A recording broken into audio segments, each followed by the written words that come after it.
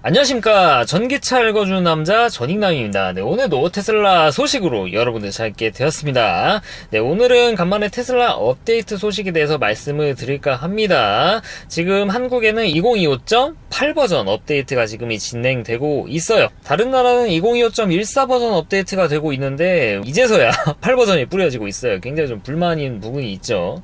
아무튼 간에 이것조차도 지금 많은 분들이 받지 못했는데 저는 이거 처음 뿌려질 때 받았습니다. 미국산 FSD 가지신 분들부터 먼저 뿌렸었더라고요. 제가 또 FSD 가지고 있으니까. 아무튼 업데이트된 내용에 대해서 간단히 좀 말씀을 드릴까 합니다. 제 차에는 안 들어왔지만 이 업데이트는 포함된 그런 것들이 있을 거니까 이거는 모델 3 퍼포먼스 타시는 분들에 해당되는 내용입니다. 전자식 가변 댐퍼가 장착이 되어 있지 않습니까? 오토파일럿을 쓰게 되면은 이 댐퍼가 컴포터하게 변동이 된다라는 거. 오토파일럿을 쓴다라는 것은 그런 스포츠 주행을 하지 않고 할배 운전을 하는 것인데 거기다가 막 스포츠한 단단한 세팅이 필요 없지 않습니까? 그래서 자동적으로 세팅이 변화된다라는 거 그렇게 알고 계시면 될 것 같습니다. 바로 이제 마이너 업데이트, 사실 이게 가장 큰데 이건 캡처한 걸로 좀 보여드리고, 사소한 업데이트라고 했는데 이게 사실 전부예요. 뭐 예전에 말씀드린 내용이라는데 하나하나 좀 훑어볼게요.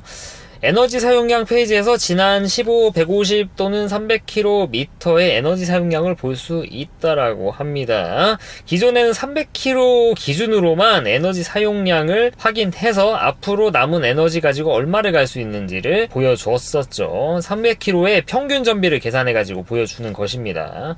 많은 제조사들에서는 이런 식의 방법을 통해서 여기 주행 가는 거리를 표기를 해주죠. 근데 테슬라 같은 경우는 제가 귀에 피나도록 말씀드리는 게 여기 나오는 거는 EPA 기준의 그런 전비를 보여준다. 그래서 예를 들어 나가 150km를 갔는데 여기 남은 게 150km다. 그럼 내 차는 300km 갈 수 있다? 라고 하면 안 된다고 귀에 못 박히도록 말씀을 드려왔죠. 어떤 식으로 바뀌었냐? 15km 기준의 평균 전비가 131이면은 배터리 잔량 기준으로 이 전비를 유지했을 때 이 정도를 갈 수 있다라고 표기를 해주죠. 딱 봐도 얘는 188인데 여기 모니터상에 뜨는 거는 163이라고 써있죠. 이거 다르다고. 정확히 가는 걸 보려면 이걸 보시라고 제가 계속 말씀드리죠. 15km는 너무 단거리다, 좀 긴 거?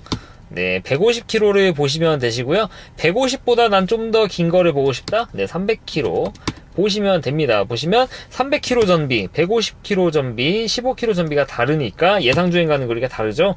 300km 기준으로는 예상 전비, 이런 기준으로는 153밖에 못 가는데 15km 간 전비를 유지하면 189km를 갈 수 있다고 표기를 해주고 있죠. 이런 식으로 확인을 하시는 겁니다. 이게 원래는 15, 25, 50 이런 식으로 되어 있었다가 이 15, 25 없애버리고 300 하나만 있었는데 이제 다시 3개로 늘려준 것이죠. 어떻게 보면 좀 롤백된 느낌이 인데 사용하기 편하게 롤백이 됐다라고 이해하시면 될 것 같습니다. 네, 그리고 이제 배터리 에너지 추정치가 차량의 사용 특성을 고려하며 시간이 지나면서 기록에 따라 조정이 됩니다. 사용 가능한 총 배터리 에너지는 변경되지 않고 유지됩니다 라고 써 있는데 사용자의 운전 특성을 반영한다라고 보면 될 것 같아요. 기존에는 남은 퍼센트가 예를 들어 막 50%야. 그러면은 50%에 해당하는 이 총 배터리 잔량이 있을 거지 않습니까? 이 배터리 잔량에다가 EPA 인증 받을 때 얻었던 그 전비를 때려가지고 그냥 픽스된 값을 보여주는 것으로 되어 있었는데 이게 앞으로는 좀 사용자의 이런 습관 같은 걸 반영해가지고 계속 이렇게 바꿔가는 것으로 일단 익혀져요. 그러니까 더 이상 EPA 전비가 아니지 않을까라는 그런 추측을 하고 있어요. 이게 매뉴얼은 여전히 EPA라고 나와 있는데 그래서 이게 맞는지 아닌지 사실 솔직히 말씀드리면 확신해서 말씀을 못 드리겠습니다. 기존에는 습관은 영향을 안 받았거든요. 오직 열화에 대해서만 좀 영향을 받았었고 날이 추우면은 배터리 쓸 수 있는 양이 좀 물리적으로 적어집니다. 그래가지고 이게 줄어드는 그런 경향들이 있어요. 근데 여기에 더해서 운전자 습관까지도 반영되는 것으로 저는 이해를 하고자 합니다. 이거는 제가 계속 만충하면서 테스트를 해보고 결과 나오면은 다시 한번 공유를 드리도록 하겠습니다. 그리고 배터리 건전성 테스트를 실행해서 배터리의 에너지 보온량을 초기 상태와 비교해서 측정할 수가 있다. 이 테스트를 실행하면 에너지 추정치가 재보정되어 표시 주행거리에 영향을 줄 수 있다라고 합니다.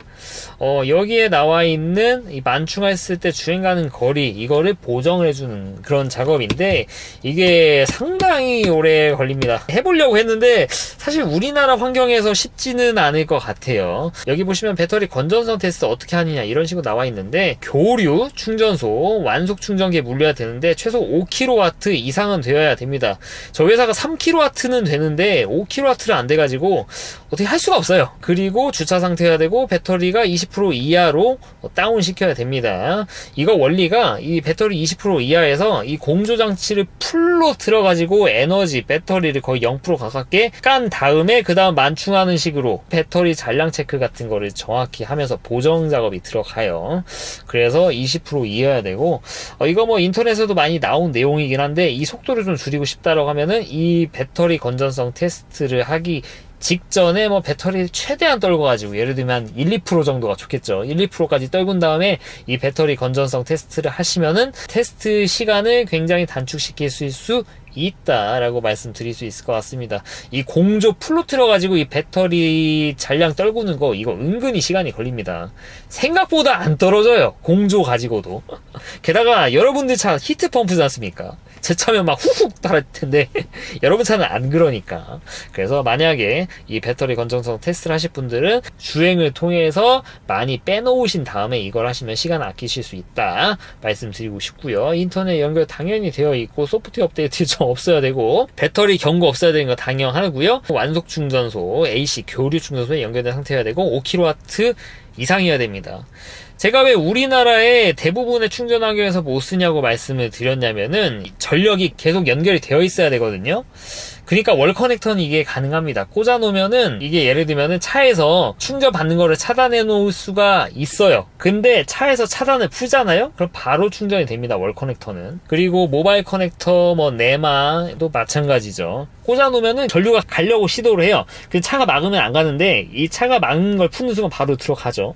근데 우리나라에 있는 과금형 이런 충전기 어떻습니까? 충전되다가 차에서 충전이 어느 정도 돼가지고 딱 차단을 해요. 과금형 충전기는 계속해서 전력을 일단 똑같이 쏟아 붓습니다. 월 커넥터처럼 시도를 해요. 시도를 하더라도 충전이 안 되지 않습니까? 보통은 한 10분 정도 이렇게 계속 시도하다가 안 되면은 과금형 충전기 자체도 차에 접속하는 걸 차단을 해버립니다. 뚝 끊겨요. 그래서 나중에 이렇게 한번 끊기면은 나중에 테슬라 앱에 가가지고 충전을 더 하고 싶다, 충전 시작 버튼을 눌러도 테슬라 차에서는 이것을 충전을 받을 수 있도록 이렇게 열어주더라도 이거를 쏴주는 과금형 충전기는 신호 전달하는 것을 멈췄기 때문에, 닫았기 때문에 안 돼요, 충전이. 근데 이 배터리 건전성 테스트에서 이게 왜 중요하냐? 이게 원리 자체가 말씀드렸잖아요, 어떤 식으로 작동하는지. 일단 월 커넥터나 뭐 이런 충전기를 꽂아 놓은 상태에서 이거를 시작을 해야 되는데, 그럼 배터리를 일단 0%에 가깝게 일단 내보내요. 근데 그때 충전이 되면 안 되지 않습니까? 그래서 그때는 충전이 잠깁니다. 충전을 받지 않아요, 테슬라가. 탁 차단해요. 그런 다음에 이제 배터리 0% 가까이 되면은 그때부터 다시 이제 충전을 시작하게 되겠죠. 충전을 받아들이게 되면서.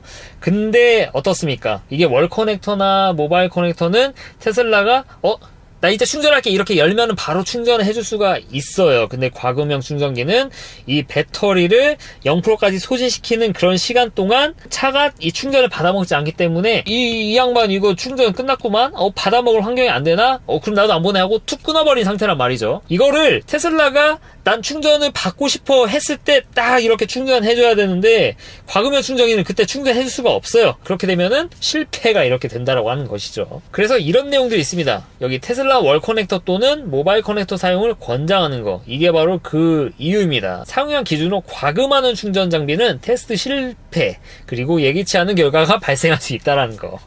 그래서 우리나라에 이 과금형 충전기를 쓰시는 분들은 쓰기 어려우실 거다라고 말씀드릴 수 있을 것 같고, 그리고 한 가지 더, 이게 시간이 16시간이지 않습니까? 물론 배터리를 많이 떨어뜨린 상태라고 하면은 이 시간이 단축되겠지만 그래도 16시간.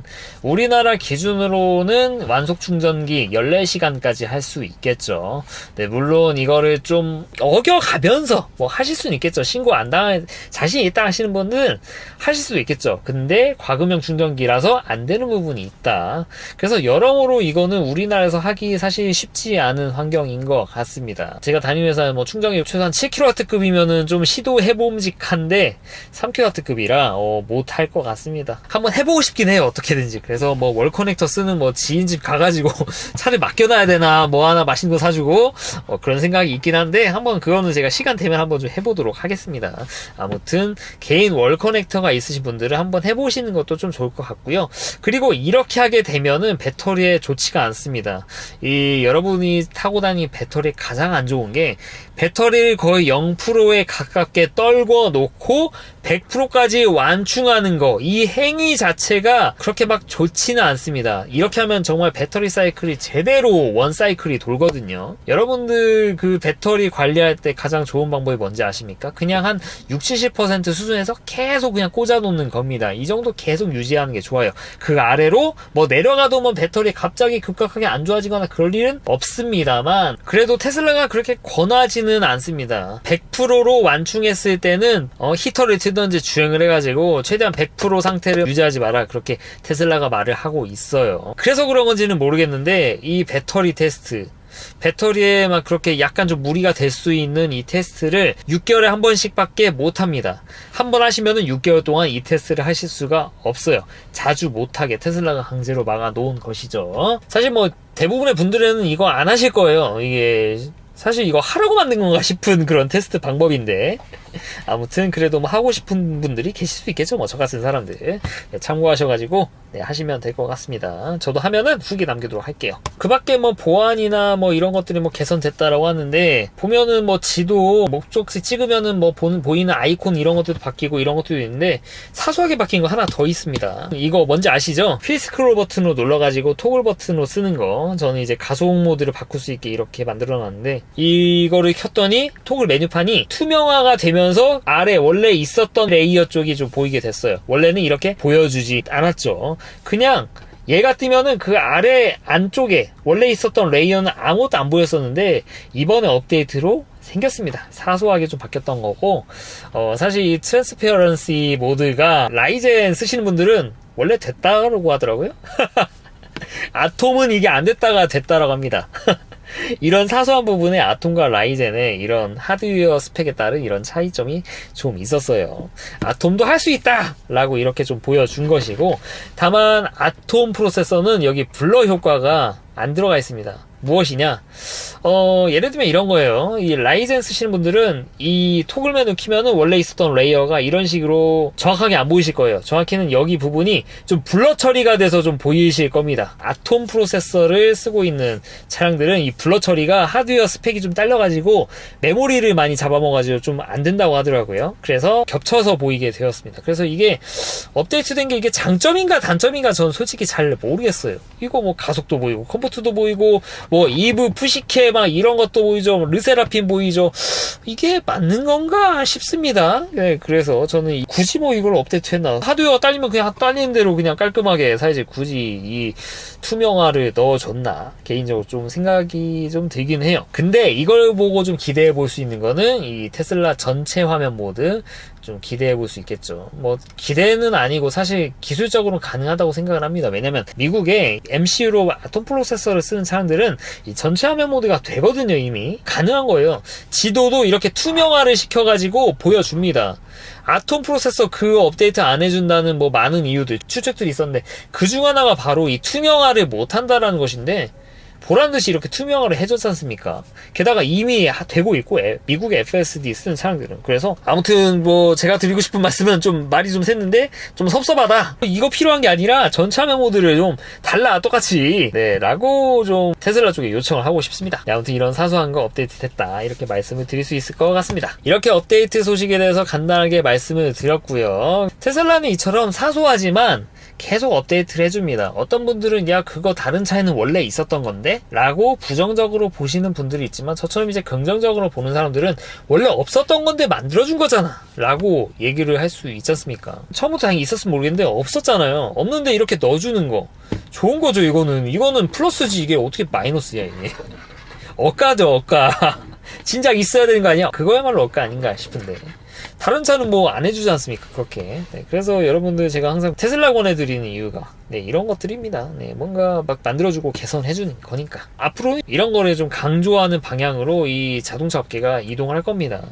테슬라는 이걸 정말 잘하고 있고, 이거를 그 다음에 잘하고 있는 기업들은 뭐 말씀드릴 기업이 없을 정도로 테슬라가 좀 압도적이고 좀 원탑인 것 같습니다. 폴스타를 뭐 얘기를 좀 하기는 좀 그쵸. 이게 뭐 타시는 분도 좀 계시고 나니까. 폴스타 같은 경우는 정말 뭐 훌륭한 차라는 건 인정해. 하드웨어 쪽으로는 어느 누구나 막 토를 다는 분들이 없더라고요. 근데 폴스타 2 때가 이 소프트웨어 오류가, 미디어 컨트롤 유닛 이런 것들 오류가 정말 많았습니다. 그거를 알고 있어요. 근데 폴스타 4도 이거 관련된 이슈들이 유튜브를 통해서도 좀 나오고 있고, 폴스타 2 때도 그랬고, 더구나 이제 우리나라 같은 경우는 아예 그냥 유럽 거를 그대로 쓰는 것도 아니고, 이게 모 통신사에서 이거 트윅해가지고 또 소프트웨어를 집어넣어준단 말입니다. 폰을 하나 또 거치죠. 그거 원래 순정 유럽 쪽에도 오류가 난다 난리인데 여기에 또 한 단계가 또 추가됐어요. 그럼 업데이트 하나 할 때도 시간이 꽤 걸린 거란 말이죠. 이건 뭐 테슬라 코리아를 거치는 뭐 그런 개념이 아니에요. 이거는. 그러다 보니까 이런 거 오류가 나더라도 이거 고치는데도 굉장히 좀 시간이 걸릴 거고 제대로 못 고칠 거고, 이런 거를 폴스타 2 때도 봤고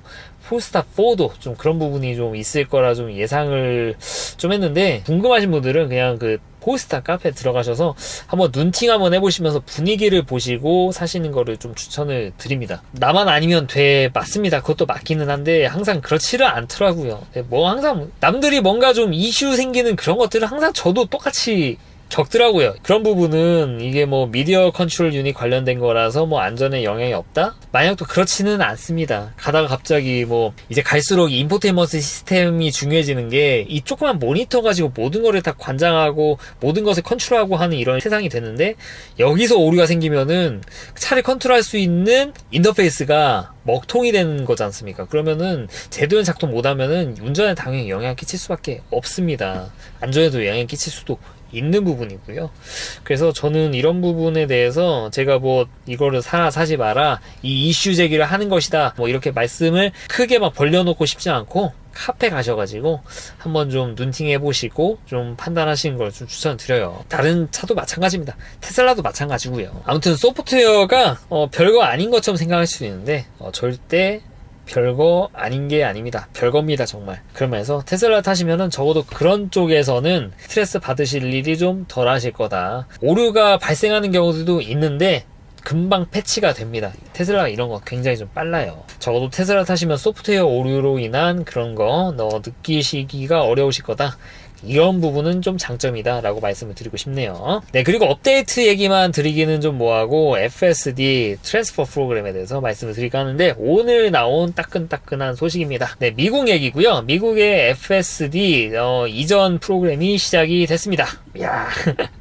네, 일론 머스크가 어디 나와가지고 막 FSD 이전은 없네 어쩌네 이렇게 얘기를 하더라도 그건 좀 주기적으로 나오는 것 같아요. 이쯤 되면 거의 분기는 아니고 한 반기나 한 1년에 한 번 정도 나오는 것 같은데, 내용은 이렇습니다. 기존에 FSD 옵션을 가지신 분들이 새로운 테슬라 차량을 타시게 되면은 그 새로운 테슬라 차량에 여러분들이 기존에 타고 있는 차의 FSD를 새로운 차로 이전을 시켜준다라는 그런 것이다. 참고로 FSD 이전이 굉장히 중요합니다. 왜냐면은 이 FSD는 차량 기속이에요. 계정 기속이 아니라. 그러다 보니까 이 FSD 옵션을 장착한 차를 중고로 팔게 되면은 FSD 같이 이제 팔리게 되는 것이거든요. 차량 기속이니까. 근데 이 FSD는 우리나라 기준으로 살 때 900만원짜리인데 이게 중고 시장으로 가면은 제값을 못 받습니다.